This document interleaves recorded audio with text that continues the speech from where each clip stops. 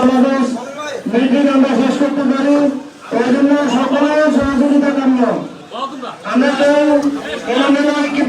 কথাবার্তা না বলি, সবাই সমন্বয় বাইরে সিদ্ধান্ত অপেক্ষায় আমরা থাকি।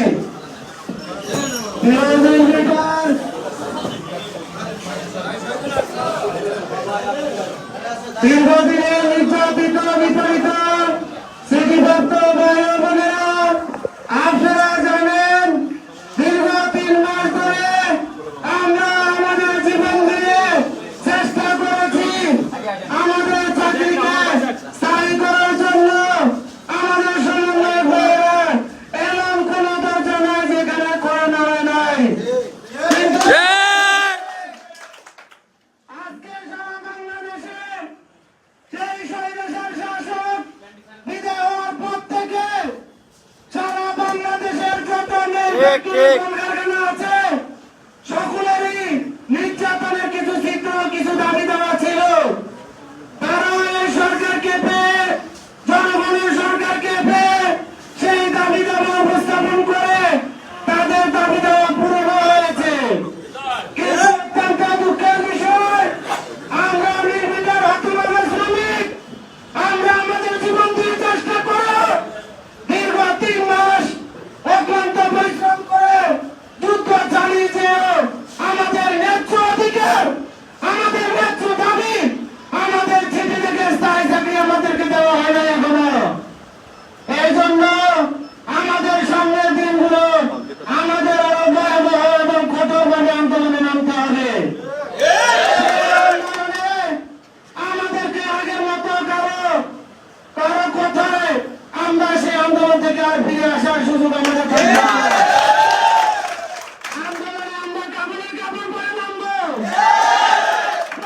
চাকরি আদায় করে নিয়ে আসবো। আর যদি চাকরি আদায় না হয় প্রয়োজন আমরা মিরপুরে থেকে বিদায় নিয়ে যাবো। কিন্তু আমরা যে ঐক্যবদ্ধ আছি, আমাদের চাকরি আমরা আদায় করতে পারবো ইনশাআল্লাহ।